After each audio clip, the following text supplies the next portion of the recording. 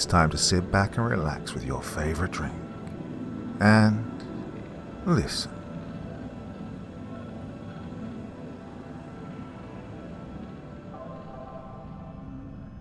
Beyond the 4 dimensions that man is aware of, there lies a mysterious fifth.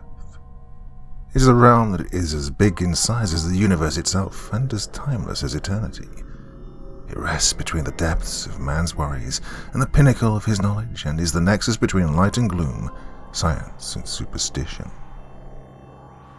Well, it is often said that dreams are the person's efforts to make some kind of subconscious understanding of the world that they lived that day. But what if dreams really do come true?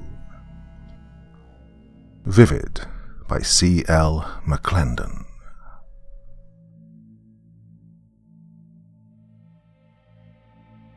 It is 6 a.m. and I'm staring at the neon green glow of my clock that reminds me of this.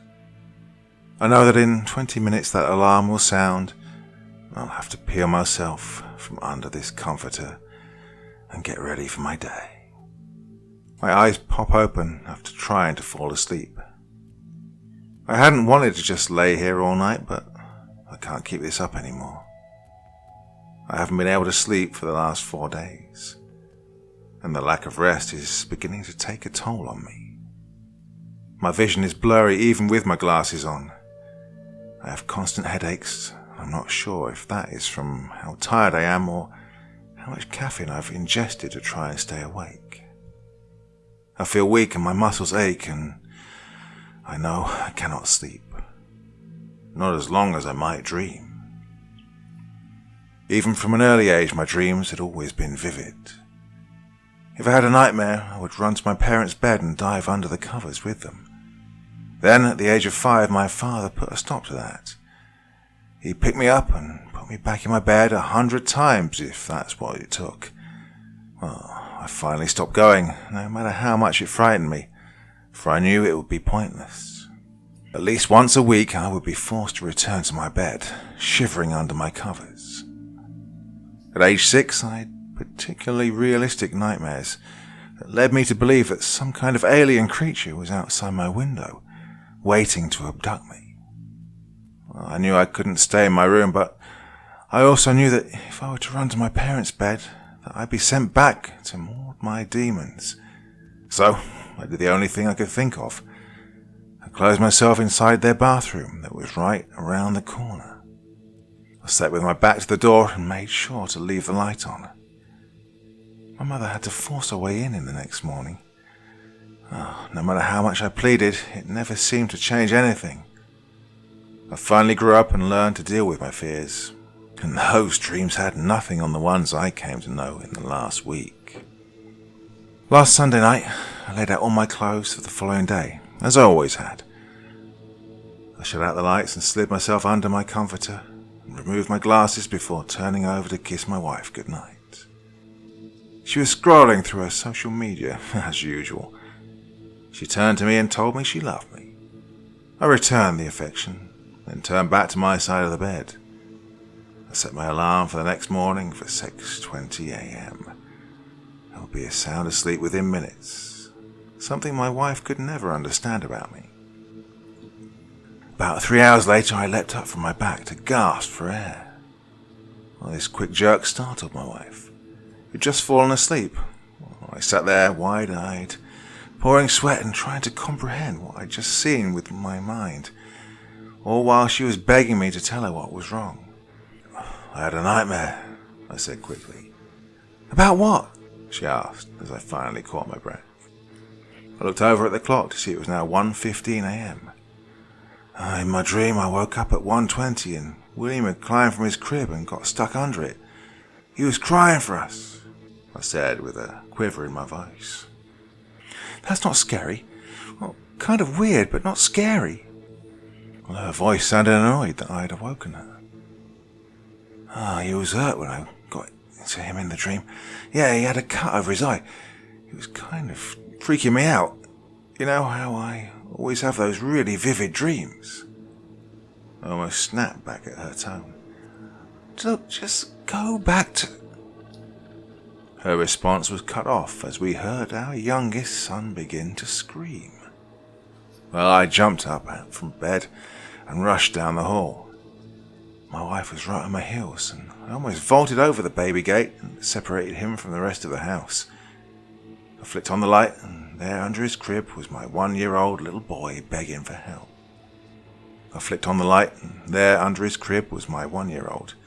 We pulled him from underneath, and sure enough, there was a scrape over his left eyebrow that oozed some red viscous liquid. My wife gasped and dipped into the bathroom in the hallway. She got a wet rag and brought it to me. We cleaned him up to see that the gash was long, but not very deep. No, he wouldn't need stitches. Well, it took about 15 minutes to calm him down and get him back to sleep. We turned out his light and returned to our room. As I went to lay back down, I noticed the clock read 1:35. It had been 1:20 when William fell. I felt a chill run up my spine at the thought of it, but I knew if I brought my wife's attention, then she'd just say it was a coincidence and tell me to go to bed. And so, I did just that and tried to put the thought to the back of my mind. I shuffled through my work the next day, as usual. Most of my time was spent in front of a computer, simply staring. I couldn't concentrate on work with visions of last night on repeat in my head. Before I knew it, the day had come to an end, and I was making my way back home. My wife and 2 sons sat down for dinner, as always. They spoke about their respective days, but their voices were simply murmurs in the back of my thoughts. I pushed my food around on my plate and tried to seem like I was paying attention. We finished, and as my wife cleaned the dishes, I made sure the boys were ready for bed. James was the oldest son by 5 years. It had taken my wife that long to convince me to have another. Well, she desperately wanted to have a daughter, but I told her I mustn't make little girls. She always scoffed at that.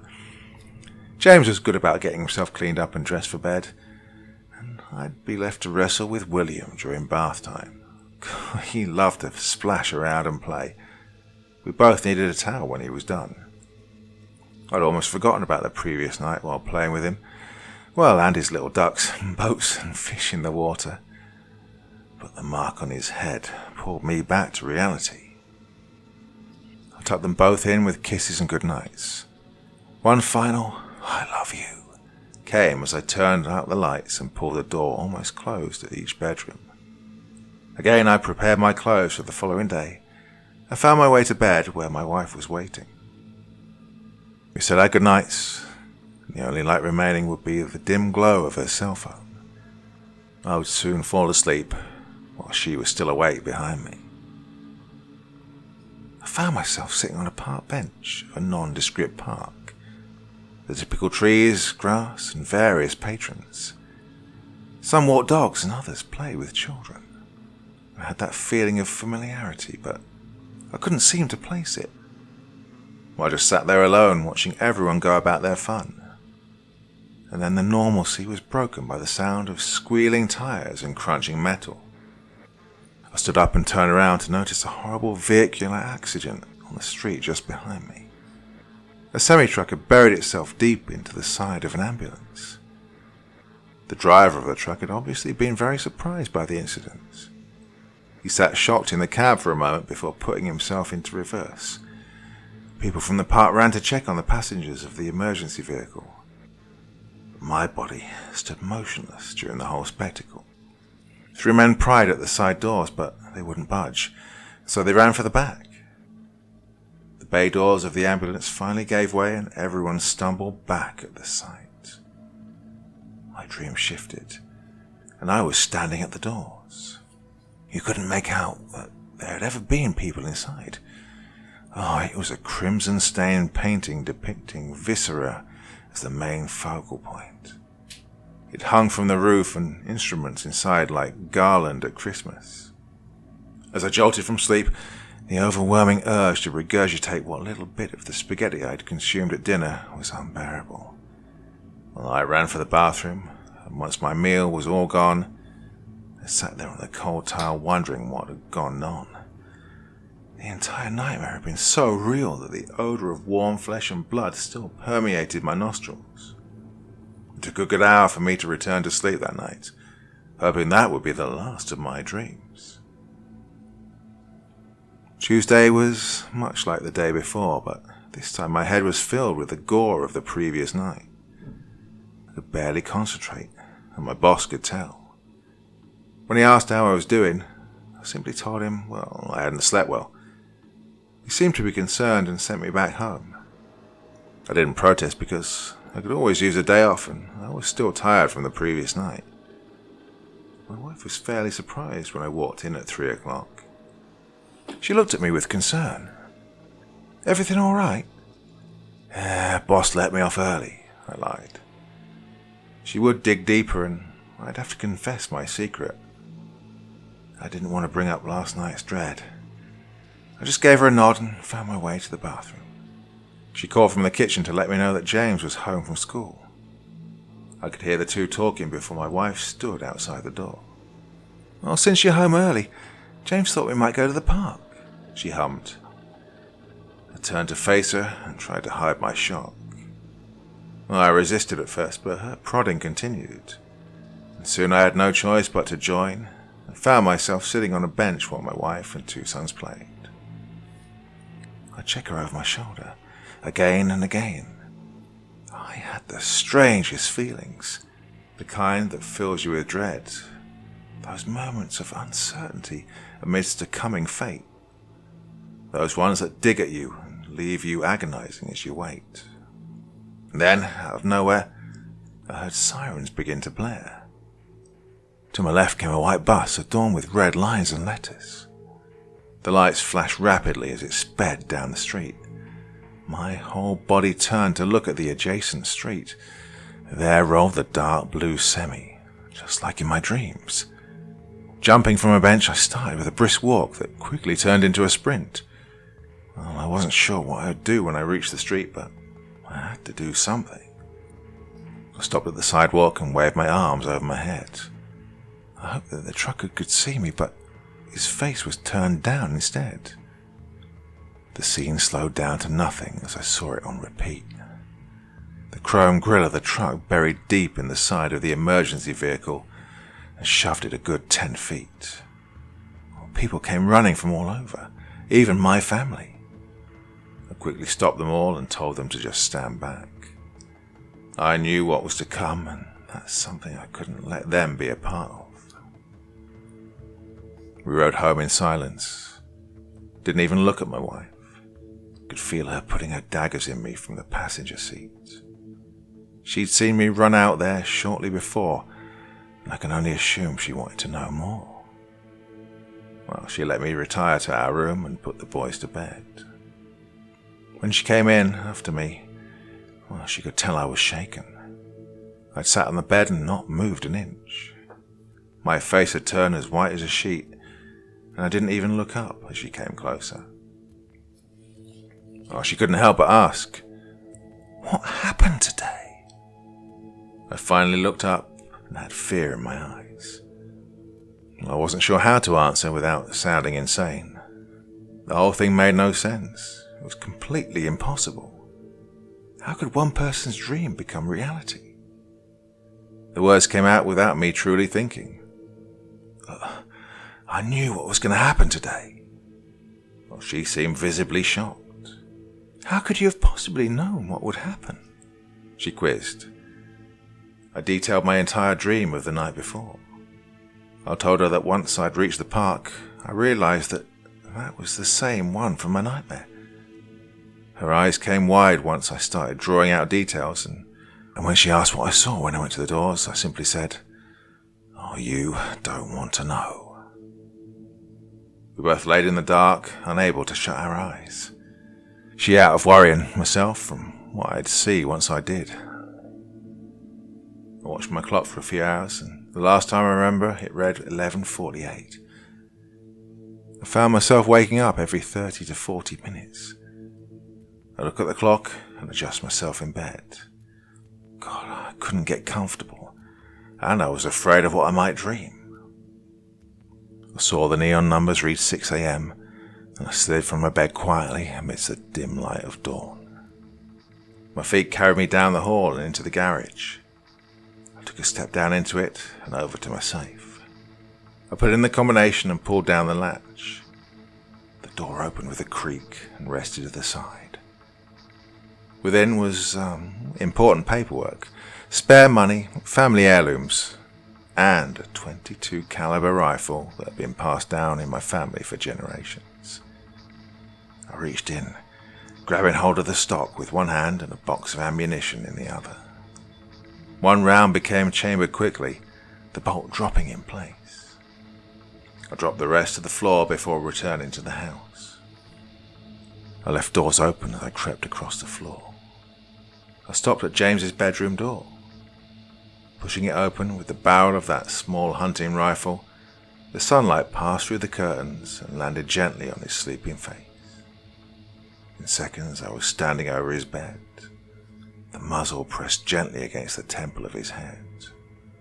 I released the safety, which caused him to wake up. "Daddy," James said with a tear in his eye. A click could be heard as my finger applied pressure to the trigger. At that very moment, my clock reached 6:20. My alarm wailed and jolted me awake. My heart wanted to run from my chest. Sweat welled up from each pore and puddled on the bed. I ran from my room, knocking over a chair as I found my way to his room.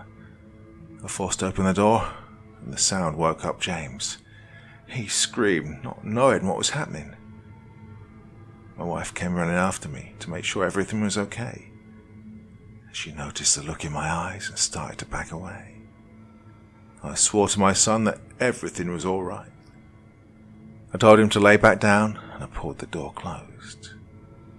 I couldn't escape the tirade of questions that would follow. My wife could not understand why I would startle our child like that. "What in the hell were you thinking?" she scolded. Her hands were on her hips and her brow furrowed deep. I could tell she was 2 seconds from laying a palm across my face. I'm sure the only reason she hadn't was because of what I'd endured at the park. My head hung low and I was unable to explain. How could I tell her I dreamt of killing our little boy? I simply shook my head and apologized. I did my best to prepare for work, but I had no idea how I was supposed to be productive with all of this weighing on my mind.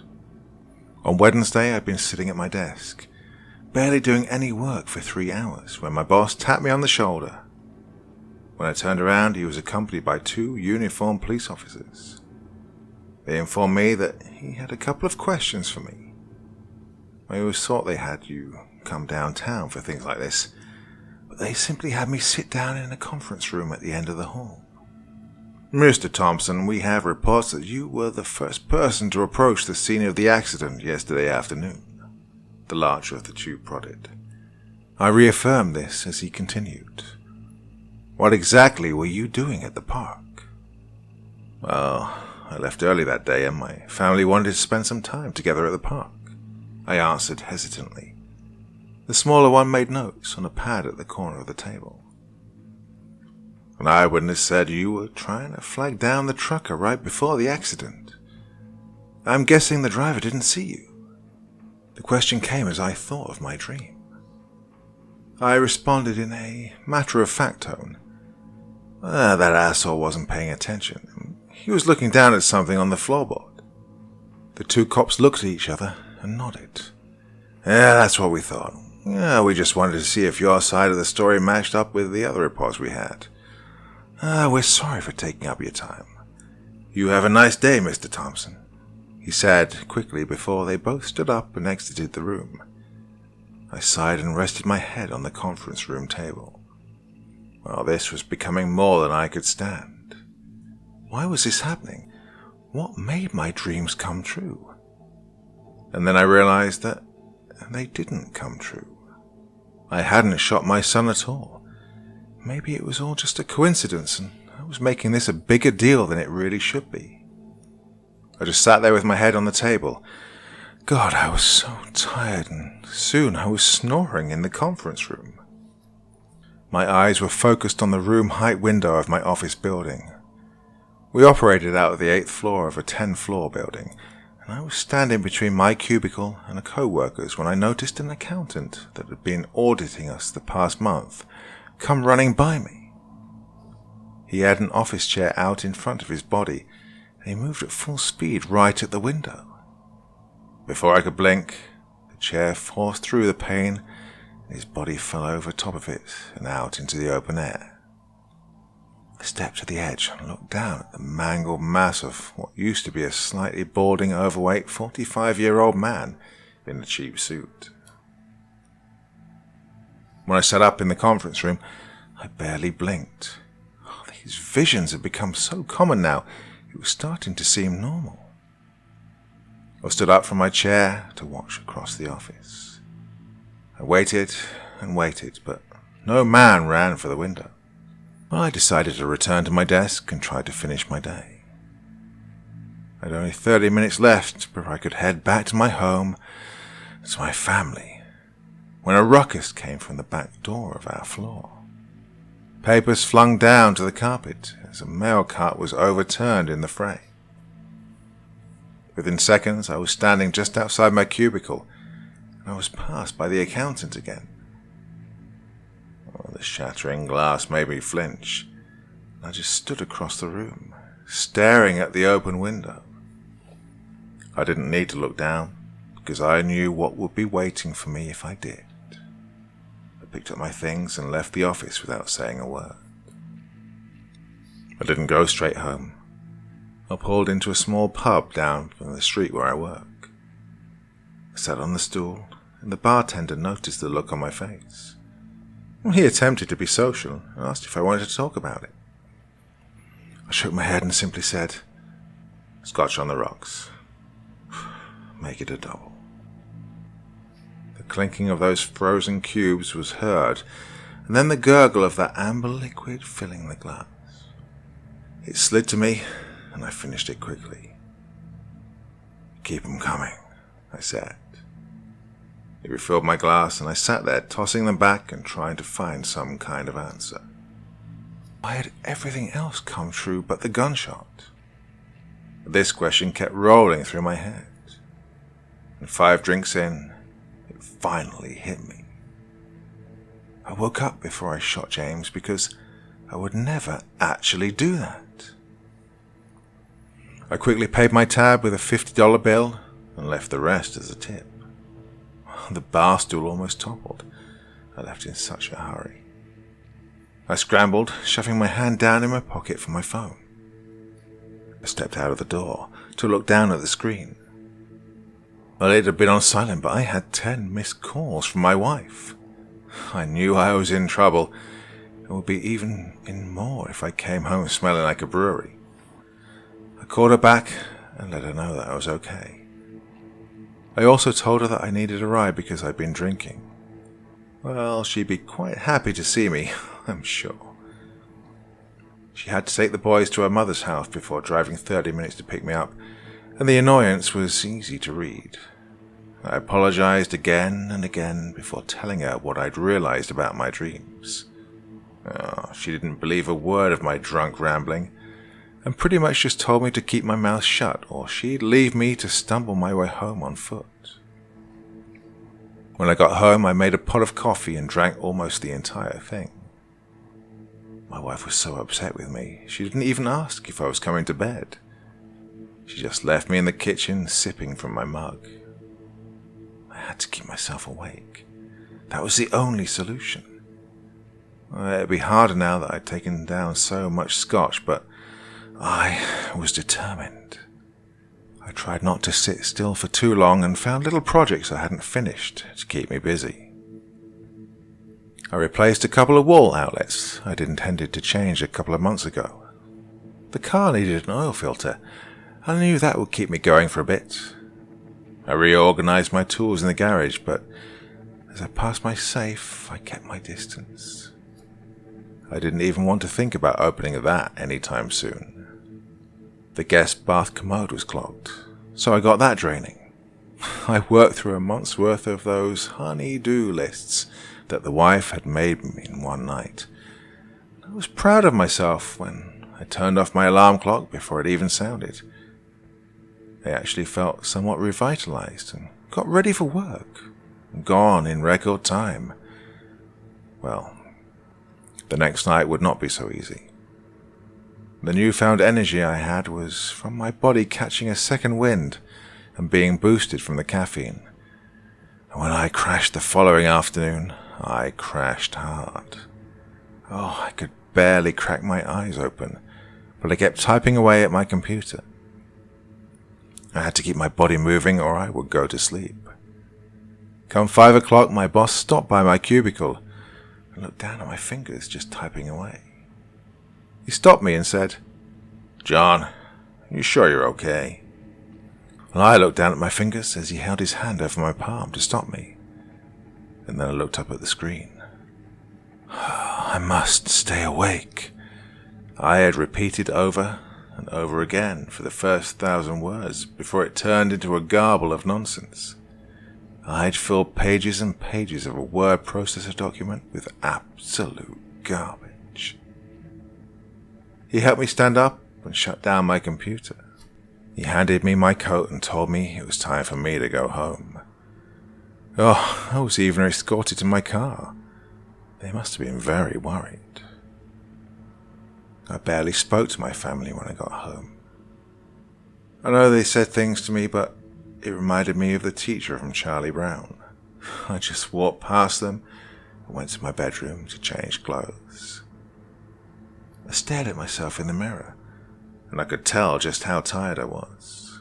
My eyes had started to sink in, and they were getting a purple hue. The white was almost covered in red crackled lines of veins, and they burned. Oh, my skin even seemed more wrinkled than normal. My fingers traced across the lines of my forehead and along my mouth. I almost didn't recognize myself, and I knew that I still had to find a way to stay awake tonight. Well, after 4 20-ounce cans of Red Bull, I was wired again. I started organizing and cleaning the whole house. When I ran out of things I could actively do at home, I grabbed my keys and drove down to a 24-hour convenience store. I brought back 3 5-gallon gas jugs and filled them up before heading back home. I placed them neatly by the back door of the garage. I would have plenty for yard work this weekend. I pushed the lawnmower out of the shed and began dismantling the carburetor. It had needed rebuilding anyway, and once I'd finished it, I pushed it over by the gas jugs.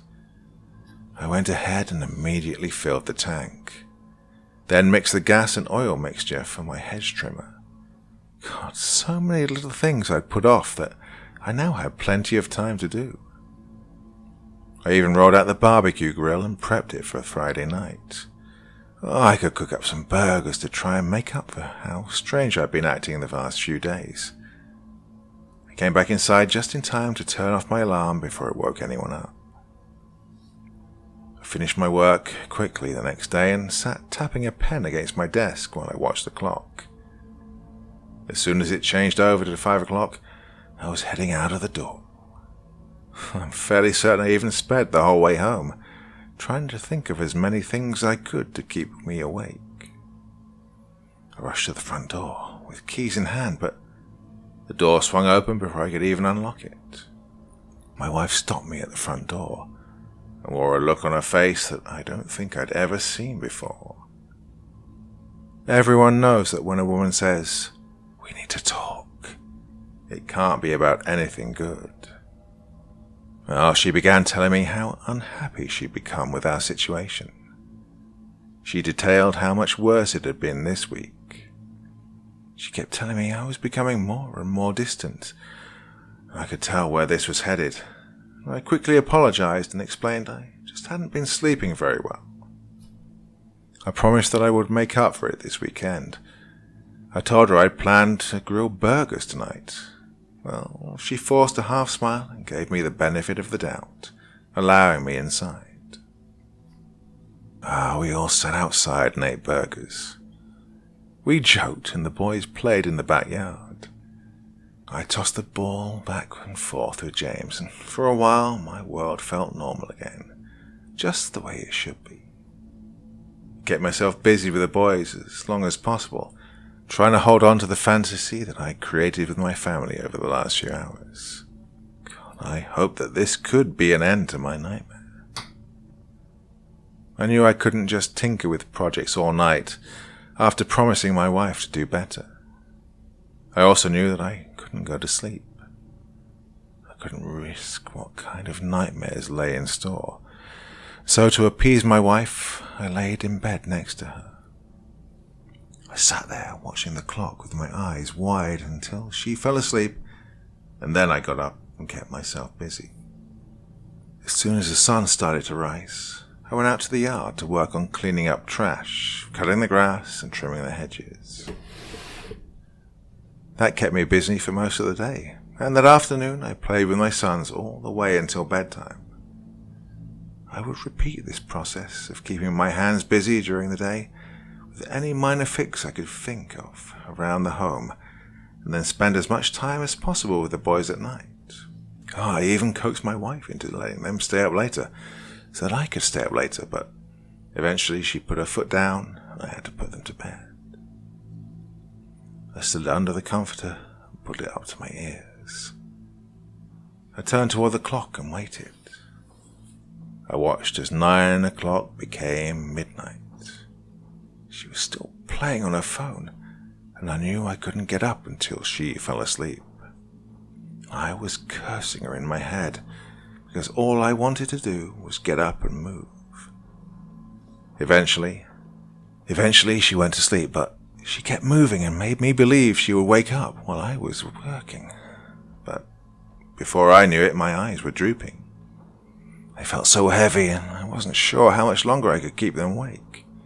And then it was 6 a.m., and I'm staring at the neon green glow of my clock that reminds me of this. I know that in 20 minutes that alarm will sound. I'll have to peel myself from under this comforter and get ready for my day. I feel my eyes close for a moment, fluttering in and out of sleep. When I couldn't take it anymore, I got up from under the blanket, but my wife didn't say a word. I crept down the hall and toward the back door of the kitchen. I would at least head out into the night air for some fresh air. I almost felt like I was going to suffocate laying in bed, and maybe the chill of the late hour would snap me back awake. I quickly pulled open the door and smiled slightly as the cool air brushed against my cheek. As soon as I exited the back door, my smile faded, the aroma of smoke breaking down my concentration. My eyes quickly darted to the back of the garage, where light flickered upon the ground. A stray ember from the grill had somehow ignited dry grass clippings that I had yet to tidy up. The grass was ablaze and headed for the canisters of gasoline. I rushed toward them, but before I could manage a rescue, they both had been consumed by fire. An explosion echoed throughout my neighborhood as my body was flung back almost 20 feet. The masonite siding lit up like the 4th of July before I could even scramble to my feet. The embers lapped at the walls and rolled in through breaking windows. The screaming of those I loved most was heard for a short time, before the sound was snuffed out by the smoke and flame. My eyes open wide, and it's 6 a.m. And once again, I'm staring at the neon green glow of my clock.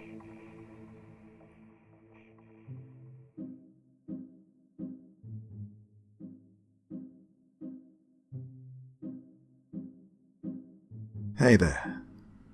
Thank you so much for taking the time to drop by and listen to this story today. It really means a lot to me. I put a lot of time and effort into making these videos, so it's nice to know that there's someone out there listening. Do me a little favor, would you? Click that like button, leave a comment, and if you really feel like it, why not subscribe too? Okay, happy tales everyone. See you soon.